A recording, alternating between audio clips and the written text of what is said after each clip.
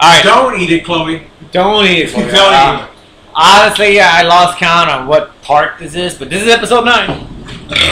We're back again, and we're talking about like comic book miniseries. Miniseries. Pretty cool. Well, Earth X and Old Man Logan were awesome. Oh man, Old Man Logan, that's a good one. Anytime they show Captain America old and bald, come on, man. The only guy that can play him in the movie is Stone Cold. Oh yeah, Steve Austin. yeah, pretty much. Pretty much. So Stone Cold, if you're out there, brother, I think you should ask somebody about this Earth X, where you could play. You could play That's a great series. old fucking Captain America. Protecting this baby. That's the only guy that I can think of. Man, that was a good series. So yeah, there's Earth X. There's Marvel Universe: The End, which is a great series. The other one, which you haven't touched up on, you told me about it last time, and I read it on YouTube. I read the comic one. Was the one with Superboy. Superboy goes fucking crazy. Crisis, where he goes crazy with power, and he's pretty much the strongest guy in the He's Superboy Prime.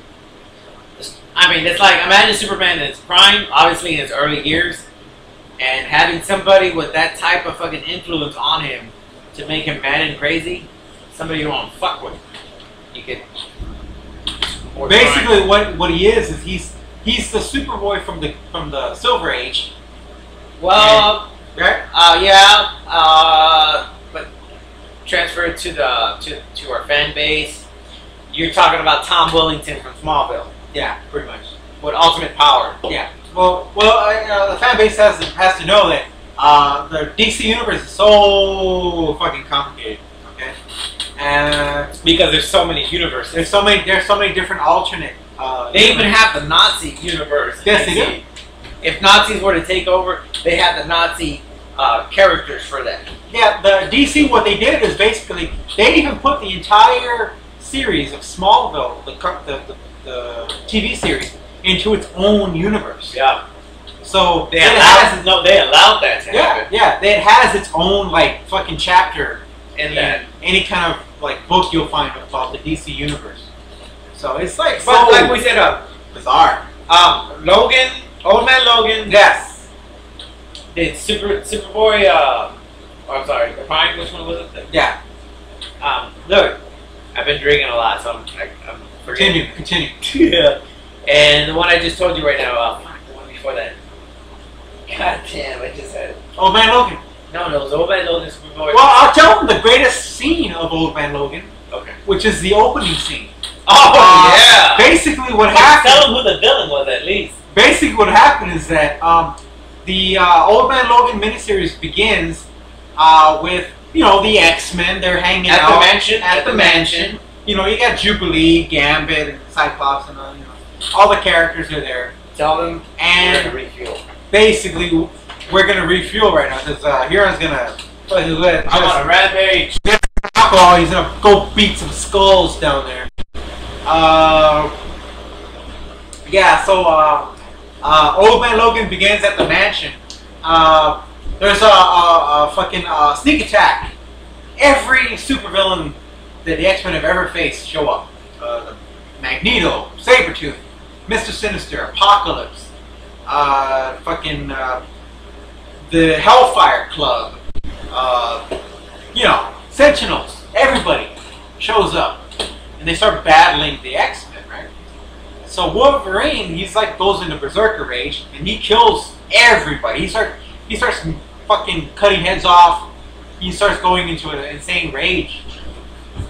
And after he's killed everyone, after he's fucking ripped skulls and fucking guts and arms and legs, and he's the only one left. He's just there like that. Apparently he's killed Magneto. He's killed every all villain. the bad guys. Every villain that X-Men have ever faced, he's killed them.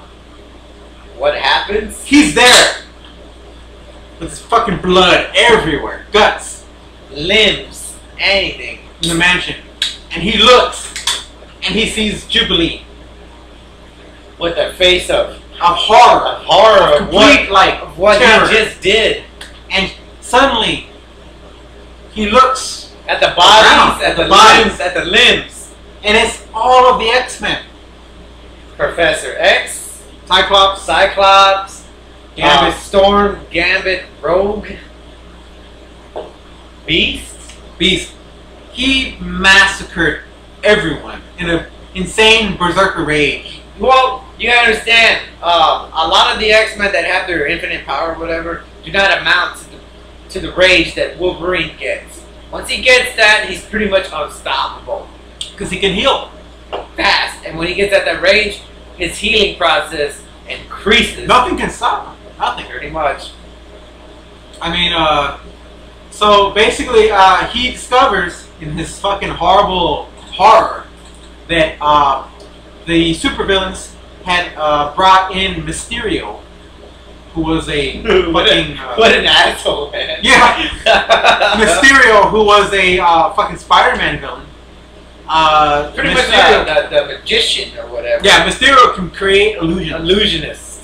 Master of illusions. And basically what he did was he created an illusion, a hardcore ass illusion that made Wolverine massacre all of the X-Men. He gave the image of Wolverine that the X-Men were the bad guys.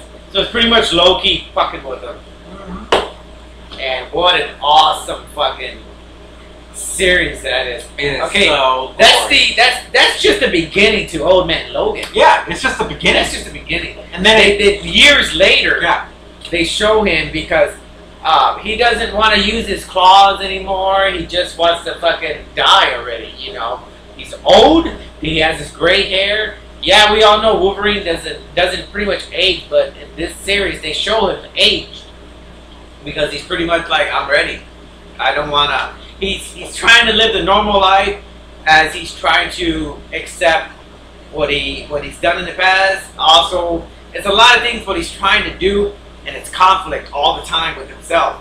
But this is also one of the other series where you'll really see the Hulk as a bad guy. yes, you will, because he has a family of inbreds With She-Hulk, Ooh. he got busy with his cousin. I don't know. I'd probably do She-Hulk, but you know, not like that. Would you do She-Hulk? The comics make her kind of hot. Yeah, they do. For a freak. So, yeah, but I mean, for Hulk to be like, oh, I'm gonna do this. I'm gonna do my cousin. And you gotta understand, the Hulk, when he's a Hulk, he's not Bruce Banner. You know, he's not in his right He's state of insane. mind. Yeah, he's just, hey, there's another one like me, I'm gonna fuck it. That's what it, anyway. All you need to know about the confrontation between Wolverine and the Hulk's inbred clan is that he massacres everyone, and then at the end, the Hulk fucking hulks up And loses. and he swallows Wolverine. He puts him in his mouth and he eats him. But then Wolverine reconstitutes himself And just slices them up. and just slices them up from the inside, And wins. which is fucking awesome. Because it's on. Wolverine only gets followed because he will not use his claws anymore. Only until the end, where he says, "Okay, I'm not gonna die like this." Nope. And he pretty much just shreds the Hulk, makes him into a salad. Ooh. But we digress. The greatest superhero miniseries ever made is Kingdom Come. Oh man! That is an epic, Wow! epic miniseries with art by Alex Ross. One of the greatest fucking artists. Yeah, One of the greatest comics. he's probably the greatest. The only one that other amounted that was when Doomsday came and fucking killed Superman. Yes. The death of Superman. Dan Jurgens wrote that. But for the Kingdom Come one was just out of our mind amazing. Kingdom Come destroyed like any Competition any competition. for him to show Batman, Bruce Wayne, in his 70s was amazing. Photorealistic art. Everything. What a great, and for him to show the age Shazam. Oh, the way they used every character. The way they used it. every character. You'll be surprised they have the old school characters there that have a bigger role now than they ever did. Yeah, than they ever did. That magician. Yep. Yep. So if you guys haven't seen Kingdom Come, shame on you. Shame on you. I mean, I hope that one day they make a movie out of it. Man, that would be we would be jizzing at that fucking theater. Like, oh my goodness. Man. Oh, if they do decide to do it, do not fuck it up. Just follow the script. It's pretty sad. I mean, the only guy that could have played the old Superman was Christopher Reeve. I mean, that was the only guy that could have done it. But they had that guy, the Nolan guy. What was his name? Christopher Nolan. No, the guy that the guy that did Superman and the remake came out and Ruth. Yeah. If they can get him to do that As the old Superman? Well, no, as a Superman now. Oh yeah, Superman now. If they can put him in the Kingdom Come. As older? Yeah, they can make him older. They can make him older. That might work. It might work. You never know, man. But I mean, come on, that's just an awesome series. My favorite part is when they pretty much kill Captain Atom. Oh, they split him open. They split Captain Atom, which we all know is gonna make a nuclear bomb, and he pretty much destroys the whole state of Kansas. God damn! I just like how the directors or whoever it is didn't waste no time in having any sympathy on that shit. Yeah, it was. You know what? Let's just kill a whole state. The co-creators of Kingdom Come were Mark Waid and Alex Ross, and they fucking they did like an amazing job on this shit. They said, you know what? We're not gonna sell this for kids.